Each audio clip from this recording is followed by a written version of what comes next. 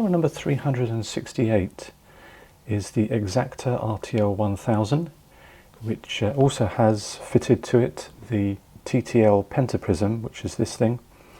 Very similar in my way of thinking to the photomic head of the F1 and F2, but certainly not in the same league as that, I would suggest.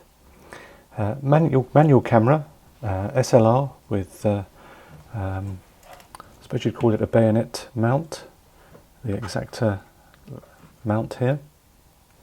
I only have this lens, which is a 50mm f1.8 pan color. Is that right?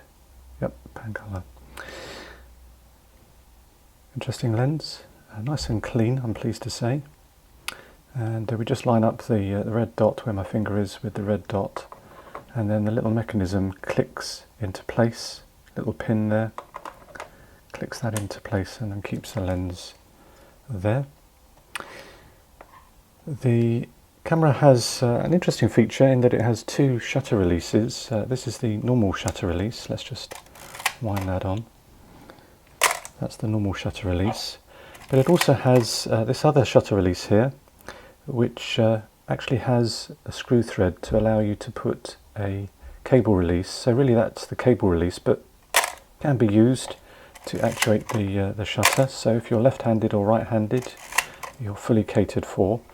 The what I would call normal shutter release actually has a lock. There's a little red marker which you can rotate, and then that locks the shutter release, and then unlock it.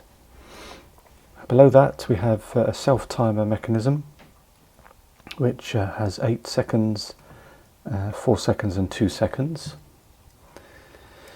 That's pretty much it on there. On the base we have our tripod mount and our release that disengages the film advance so that we can take our film out of our camera. The way we do that is by lifting up the film crank, and then that releases the door, and then has the very familiar Pentacon. Well, of course, Pentacon by this time had taken over the Exacta company, I believe, if I'm correct, and so as a consequence they were producing another camera, I can't remember the name of it, which is very similar, but it has this Pentacon film mechanism that you just put your film over, make sure it goes underneath this little marker here that allows you then to line up with the sprockets, and then that just engages the film. Works very well. Okay, we then have a film memo here, our film advance. Actually, that's not a film memo at all, that's the film memo. Not quite sure what that is actually. I think that's probably just, I shall have to investigate. Let me just check that. I can report that actually I am right. That is just a film sensitivity reminder. That just tells us the type of colour or film, whether it's colour or black and white or slide film. That's it. Now the pentaprism that allows us to have metering, and it can be through the lens metering, is a slightly complicated individual. It requires a 1.3 battery. I think it's a Mallory, which is slightly obscure battery. The meter does work, but it's just figuring out how to use it. Unfortunately, one of the major problems I have is that there is meant to be a little plastic disc on top of here where you can see the screw thread, which is supposed to have a white marker, and that white marker is very important in allowing us to calibrate the camera's meter to the lens, and so as a consequence I can't actually do that. But what I can show you is how to, if we did have a meter, we set the film speed, and basically what we do is line up this little orange marker there with the orange marker there. We push in the lock, and then we have to press this red or black button, and then we can rotate against a marker which is just there, little marker there, and we just line up our film speed with that, which in this case is 100. There we go. That would then calibrate the meter. Now we can use the camera with a closed diaphragm. In other words, when we can lock the little mechanism on the lens here, and then when we close our aperture, it actually closes down and goes dark, and then the light meter will return. It's a match needle meter, and then by changing the aperture, you then align it with the eye. We can use it in open diaphragm, but that requires, as I say, unfortunately the white marker is missing, and I can't calibrate. There's a few markers here, 1.42, 2.84, 5.6, and basically you set against the white marker what lens you've got. So on my occasion it would be 1.8, and then you basically have to align the other marker, the three markers together, and so I can't do it. So I shall have to try and investigate whether I can find out where that marker is, and then I can perhaps use it.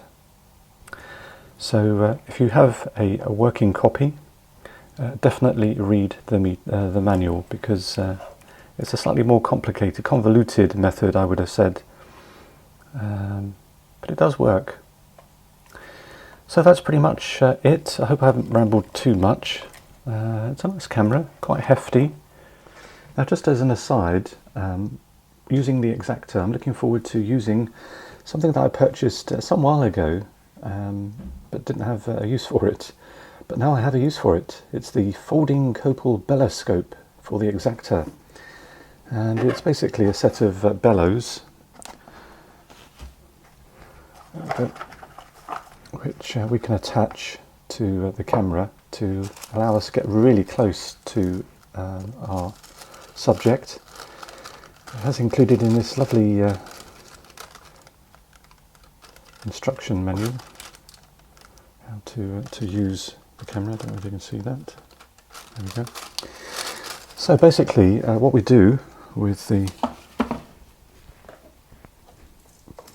belloscopes is we take our lens off, we attach it to the scope, or the bellows rather, if I can find my red dot.